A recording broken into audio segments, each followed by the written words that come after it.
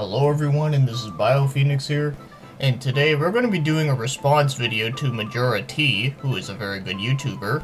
So the video he did is a Kongtest, not contest, a Kongtest, get it?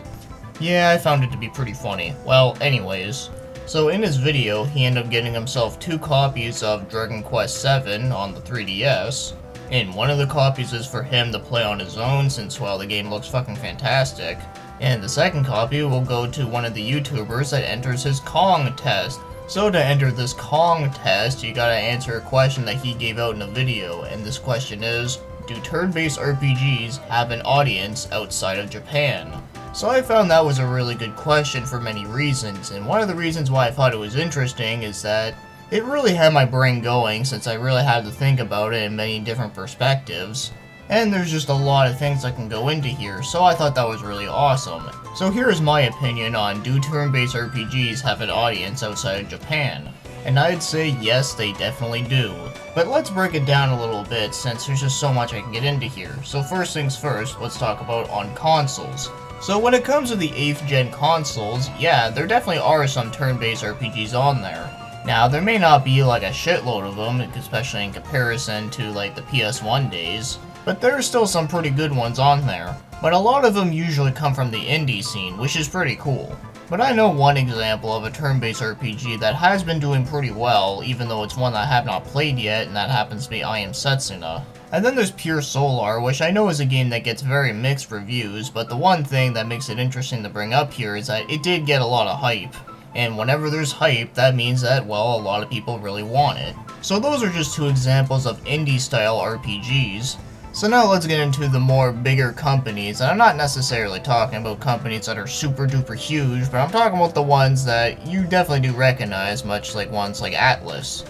So you have games like Tokyo Mirage Seasons, and that game has gotten quite a bit of attention considering that it is a Wii U game. And since I have played a good part of the game, I can say for myself that I actually really enjoyed it. So another example of a turn-based RPG that is from a not super huge company would be Neptunia V2. Now, unfortunately, I haven't played this one yet, but from what I heard, this was actually the more well-received game within the series, and not only that, but a lot of people that are fans of the series say this is actually the best one. And it seems like the series has been getting more popular as the years goes on. And then one last one that I'm going to mention here, and this one's kind of hard to explain since it's not really a current gen game. I mean, it kind of is because it is on the PS3 and the Vita, and that happens to be The Legend of Heroes Trails of Cold Steel, which, just by the way, I've been currently playing through the second game right now.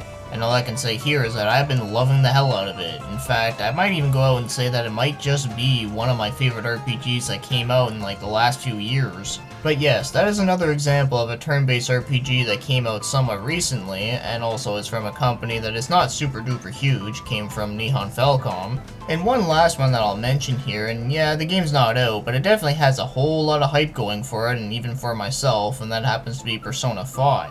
Which is quite possibly one of the biggest turn-based RPGs that is coming out soon.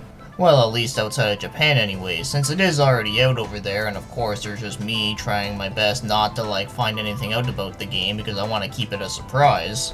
But that's probably the biggest example of a turn-based RPG that has been getting a lot of popularity. At least on consoles anyway. So now, let's move on to handhelds, and all I have to say here is that, man, they definitely got it down tight. So whether you have a 3DS or a Vita or even a mobile device, there is like a shitload of turn-based RPGs on those systems. In fact, the 3DS alone has definitely got you covered.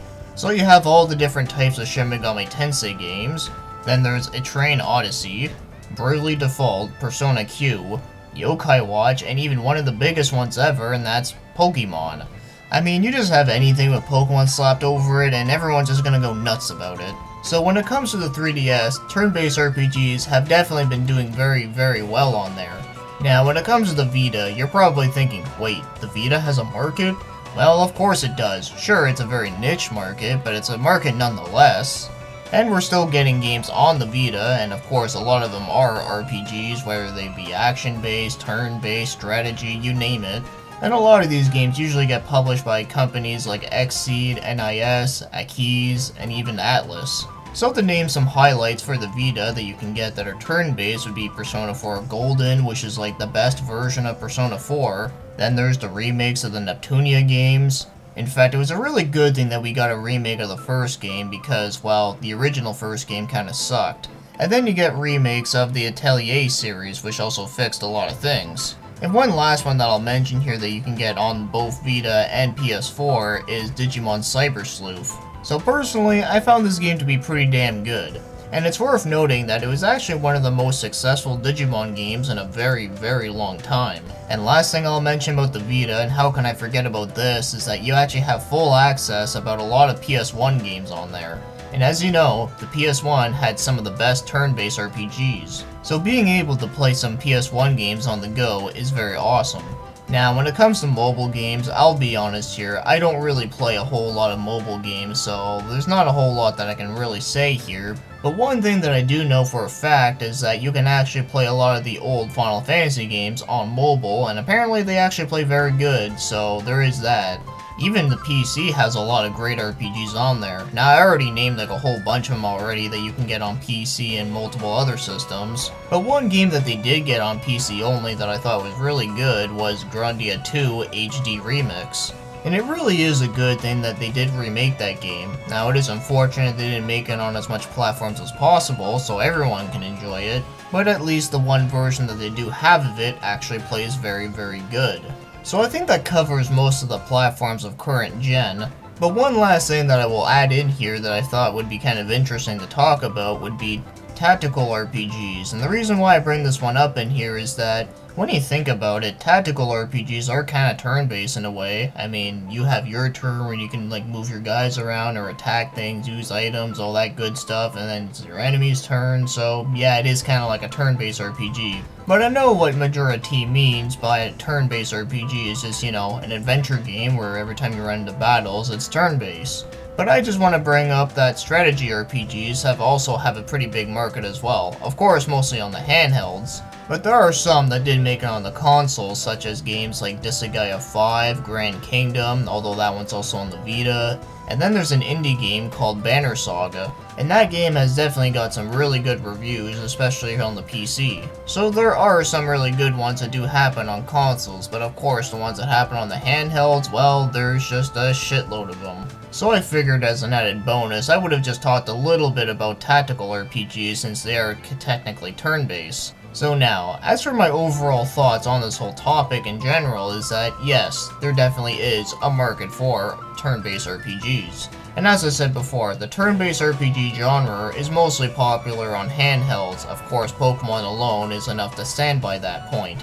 And as for consoles, I do think it is pretty lively there, but of course not nearly as much as back in the day on console, or even comparison to handhelds. But it's still very much good for turn-based. So that's all I have to say about turn-based RPGs doing very well outside of Japan.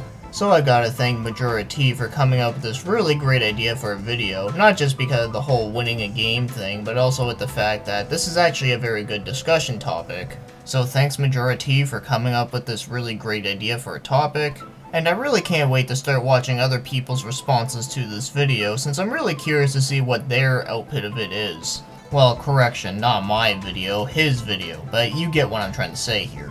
Although I am recording this very late at night, so I could just be very loopy all the time, but yeah, anyways, so with that being said, thanks for watching and commenting, and have yourselves a great day, and of course, let's just have a great fucking good time with just playing some turn-based RPGs. And enter into other people's houses and stealing their shit and get out.